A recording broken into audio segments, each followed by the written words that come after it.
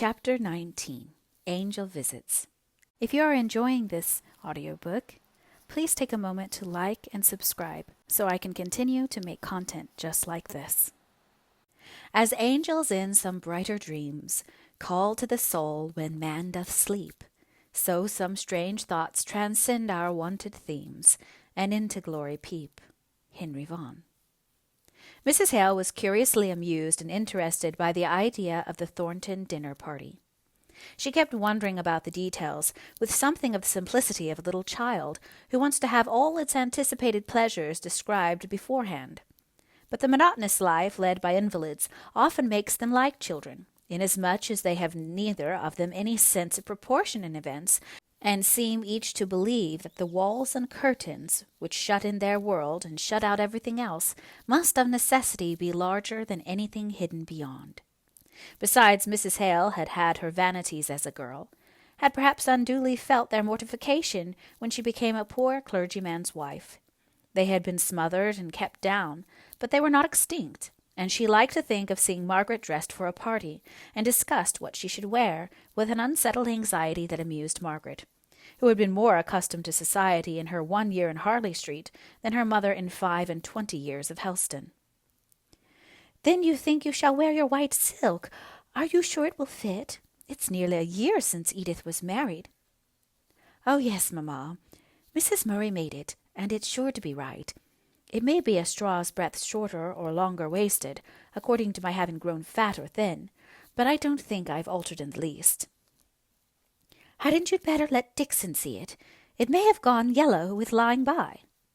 "If you like, mamma, but if the worst comes to the worst, it's a very nice pink gauze which Aunt Shaw gave me only 2 or 3 months before Edith was married. That can't have gone yellow." "No, but it may have faded." "Well, then, I've a green silk. I feel more as if it was the embarrassment of riches." "I wish I knew what you ought to wear," said Mrs. Hale nervously. Margaret's manner changed instantly. "Shall I go and put them on one after another, mamma, and then you could see which one you liked best?" "But yes, perhaps that will be the best." So off Margaret went. She was very much inclined to play some pranks when she was dressed up at such an unusual hour, to make her rich white silk balloon out into a cheese, to retreat backwards from her mother, as if she were the queen. But when she found that these freaks of hers were regarded as interruptions to the serious business, and as such annoyed her mother, she became grave and sedate. What had possessed the world, her world, to fidget so about her dress, she could not understand. But that very afternoon, on naming her engagement to Bessie Higgins, apropos of the servant that Mrs. Thornton had promised to inquire about, Bessie quite roused up at the intelligence. "Dear! And you are going to dine at Thornton's at Marlborough Mills?" "Yes, Bessie. Why are you so surprised?" "Oh, I don't know. But they visit with the first folk in Milton." "And you don't think we're quite the first folk in Milton, eh, Bessie?" Bessie's cheeks flushed a little at her thought, being thus easily read. "Well," said she, "you see, they think in a deal of money here, and I reckon you've not getting much." "No," said Margaret, "that's very true. But we are educated people, and have lived amongst educated people. Is there anything so wonderful in our being asked out to dinner by a man who owns himself inferior to my father by coming to him to be instructed? I don't mean to blame Mr. Thornton. Few Draper's assistants, as he once was, could have made themselves what he is." "But can you give dinners back in your small house? Thornton's house is 3 times as big." "Well, I think we could manage to give Mr. Thornton a dinner back, as you call it. Perhaps not in such a large room, nor with so many people, but I don't think we've thought about it at all in that way."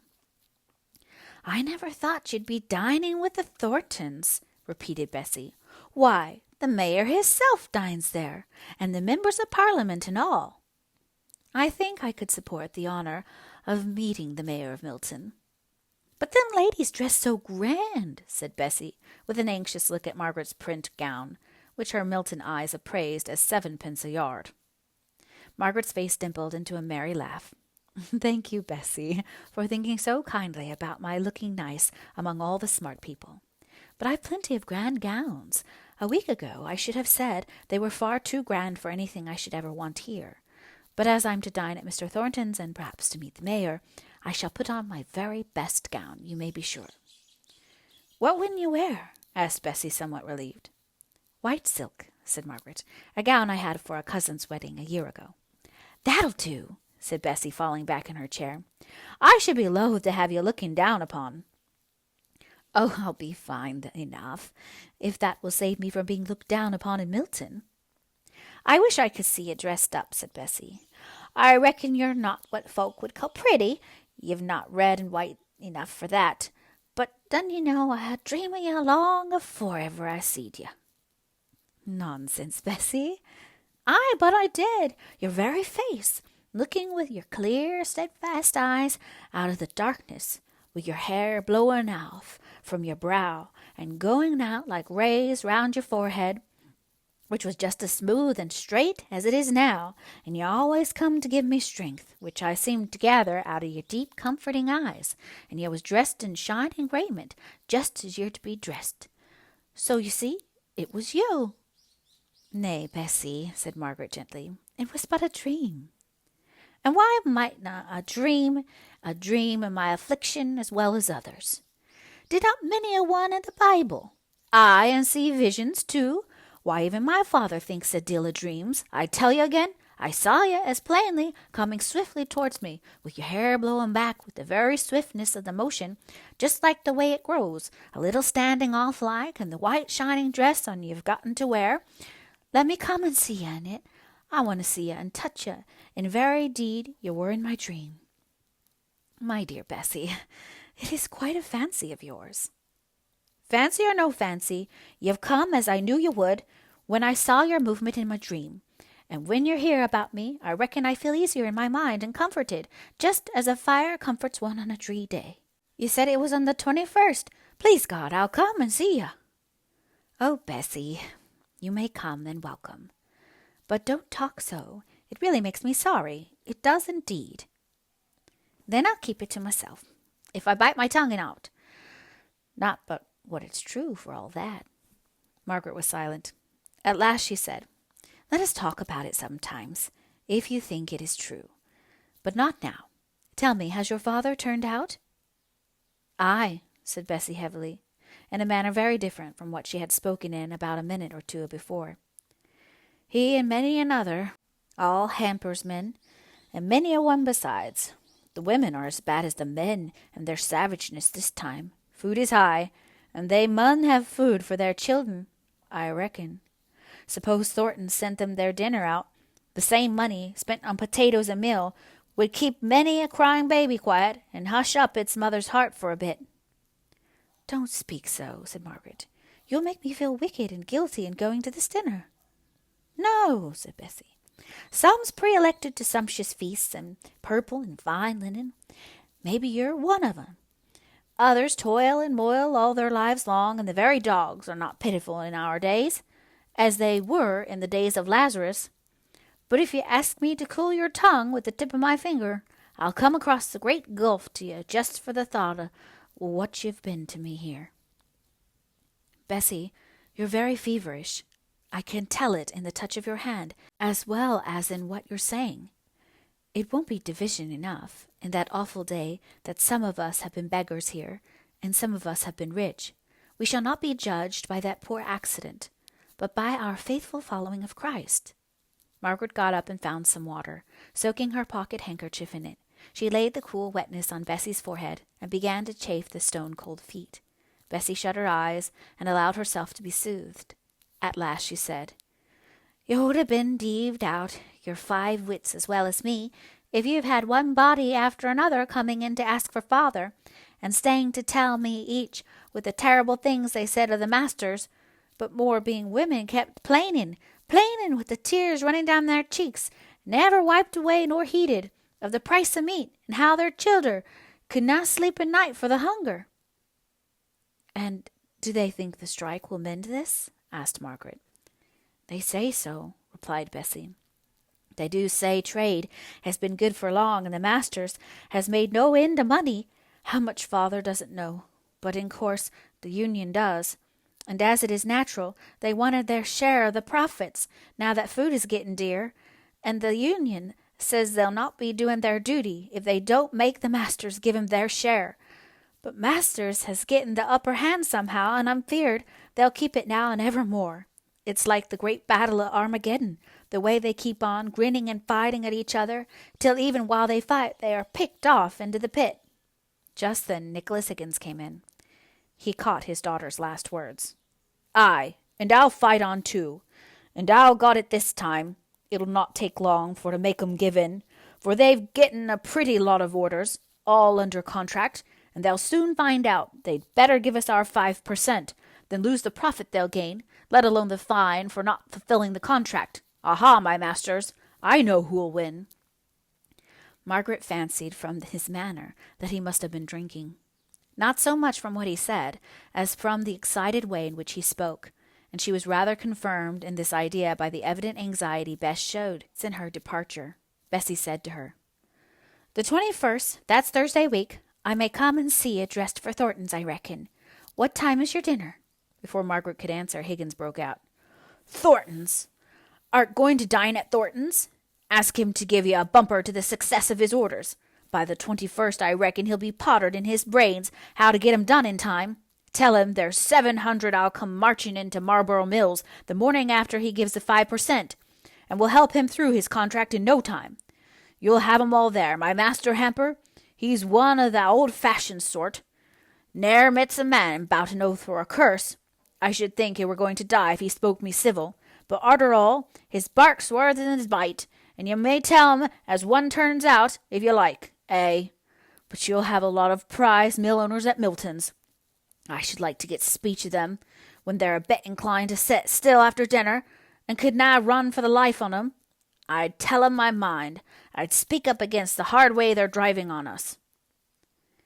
"Good-bye," said Margaret hastily. "Good-bye, Bessie. I shall look to see you on the 21st, if you're well enough." The medicine and treatment which Dr. Donaldson had ordered for Mrs. Hale did her so much good at first that not only she herself but Margaret began to hope that he might have been mistaken, and that she could recover permanently. As for Mr. Hale, although he had never had an idea of the serious nature of their apprehensions, he triumphed over their fears with an evident relief, which proved how much his glimpse into the nature of them had affected him.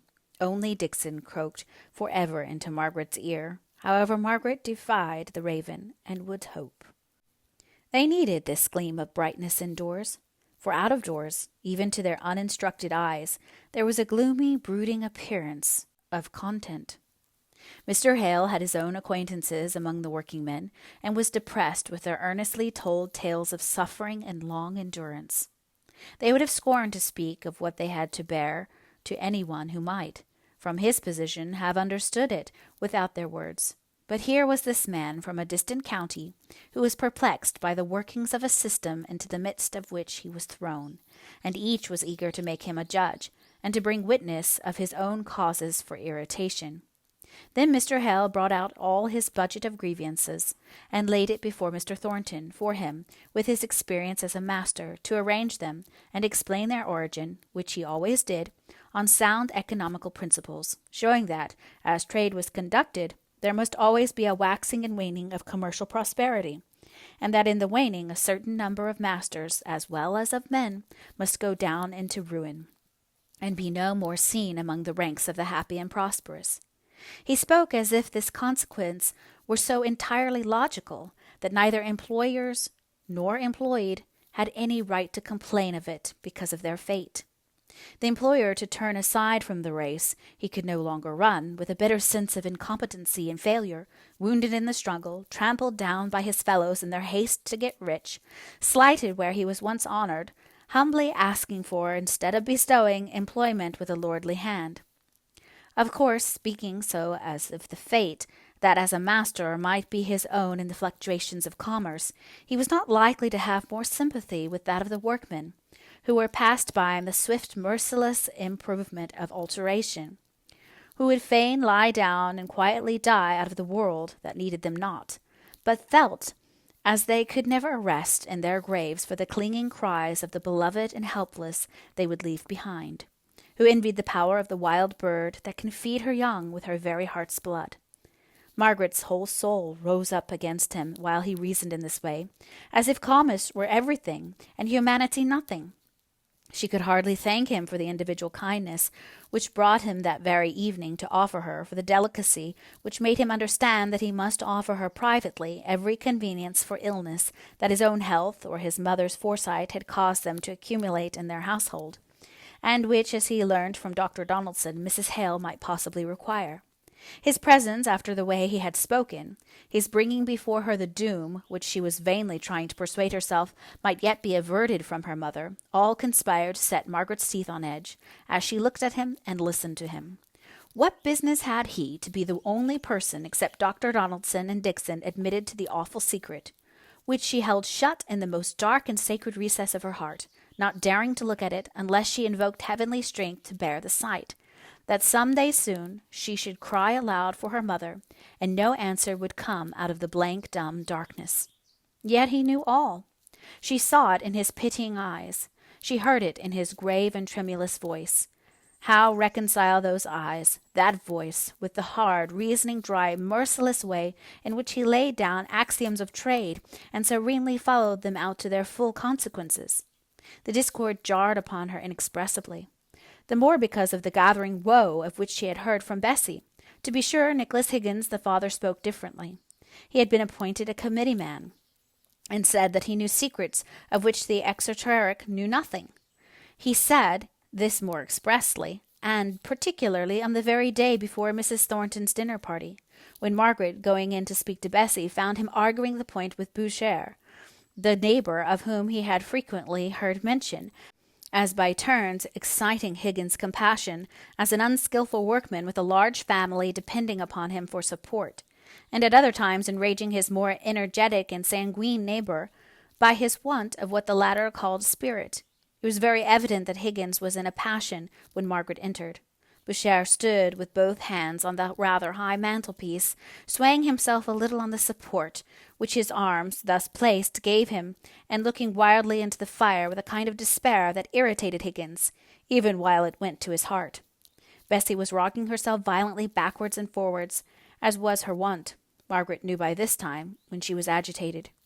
Her sister Mary was tying on her bonnet, in great clumsy bows, as suited her great clumsy fingers, to go to her fustian cutting, blubbering out loud the while, and evidently longing to be away from a scene that distressed her. Margaret came in upon this scene. She stood for a moment at the door, then, her finger on her lips, she stole to a seat on the squab near Bessie. Nicholas saw her come in and greeted her with a gruff, but not unfriendly nod. Mary hurried out of the house, catching gladly at the open door and crying aloud when she got away from her father's presence. It was only John Boucher that took no notice whatever who came in and who went out. "It's no use, Higgins. Who cannot live long o' this'n? Who's just sinking away, not for want of meat herself, but because who cannot stand the sight of the little ones clemming. Ay, clemming. 5 shilling a week may do well enough for thee, but 2 mouths to fill, one o' them a wench who can well earn her own meat. But it's clemming to us. And I tell thee plain, if who dies, as I'm feared who will afore we've given the 5%, I'll fling the money back of the master's face and say, Be dommed to ye. Be dommed to the whole cruel world o' ye. That couldna leave me the best wife that ever bore childer to a man.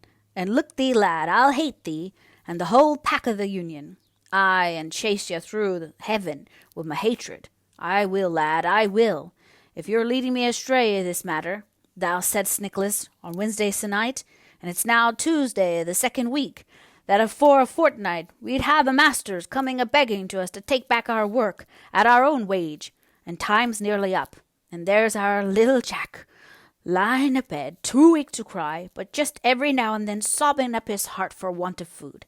Our little Jack, I tell thee, lad, who's never looked up sin he were born, and who loves him as if he were very life, as he is, for I reckon he'll ha' cost me that precious price. Our little Jack, who wakened me each morning with putting his sweet little lips to my great rough foul face, a-seeking a smooth place to kiss, and he lies clemming."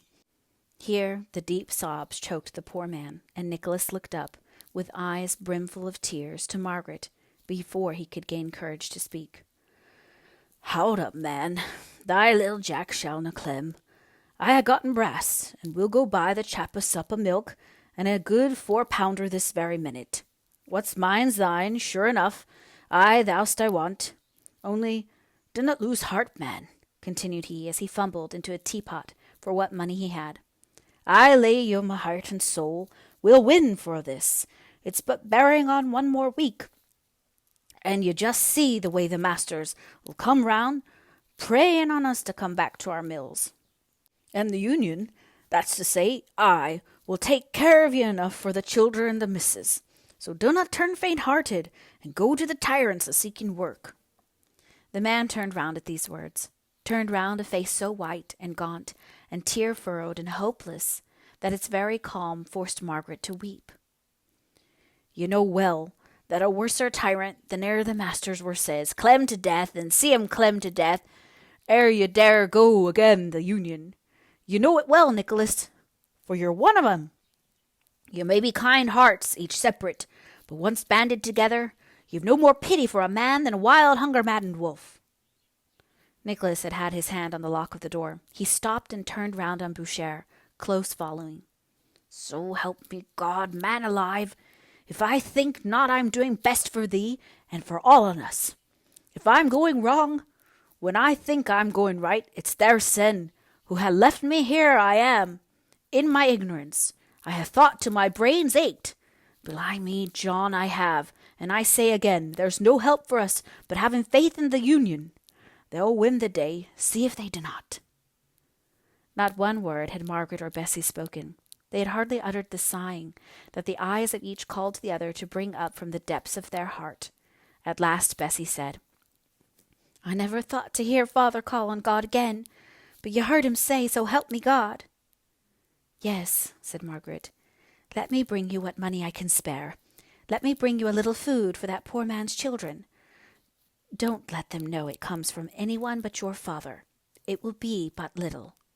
Bessie lay back without taking any notice of what Margaret said. She did not cry. She only quivered up her breath. "My heart's drained dry o' tears," she said. "Boucher's been in these days past, a-telling me of his fears and his troubles. He's but a weak kind of chap, I know, but he's a man for a' that. And though I've been angry, many a time before now, with him and his wife, as knew no more nor him how to manage, yet you see, all folks isn't wise, yet God lets 'em live, aye, and gives 'em someone to love and be loved by, just as good as Solomon. And if sorrow comes to them they love, it hurts 'em as sore as e'er it did Solomon. I can't make it out. Perhaps it's as well such a one as Boucher has the Union to see after him. But I'd just like for to see the men as make the Union, and put 'em one by one face to face with Boucher. I reckon if they heard him, they'd tell him, if I cotched 'em one by one, he might go back and get what he could for his work, even if there weren't so much as they ordered." Margaret sat utterly silent. How was she ever to go away into comfort and forget that man's voice, with the tone of unutterable agony, telling more by far than his words of what he had to suffer? She took out her purse. She had not much in it of what she could call her own, but what she had she put into Bessie's hands without speaking. "Thank you. There's many on 'em gets no more, and is not so bad off, leastways does not show it as he does. But father won't let 'em want, now he knows. You see, Boucher's been pulled down with his childer, and her being so cranky, and they could pawn has gone this last 12-month. You're not to think we'd ha' letten 'em clem, for all we're a bit pressed oursel. If neighbours doesn't see after neighbours, I dunno who will." Bessie seemed almost afraid lest Margaret should think they had not the will, and to a certain degree the power of helping one whom she evidently regarded as having a claim upon them. "Besides," she went on, "father is sure and positive the masters must give in within these next few days, that they canna hold on much longer. But I thank you all the same. I thank you for myself as much as for Boucher, for it just makes my heart warm to you more and more." Bessie seemed much quieter today, but fearfully languid and exhausted. As she finished speaking, she looked so faint and weary that Margaret became alarmed. "It's not," said Bessie. "It's not death yet. I had a fearful night with dreams, or somewhat like dreams, for I were wide awake, and I'm all in a swounding daze to-day, and the yon poor chap made me alive again. No, it's not death yet, but death is not far off. Ay, cover me up, and I'll maybe sleep, if the cough will let me. Good night, good afternoon. Mappin', I should say, but the light is dim and misty to-day."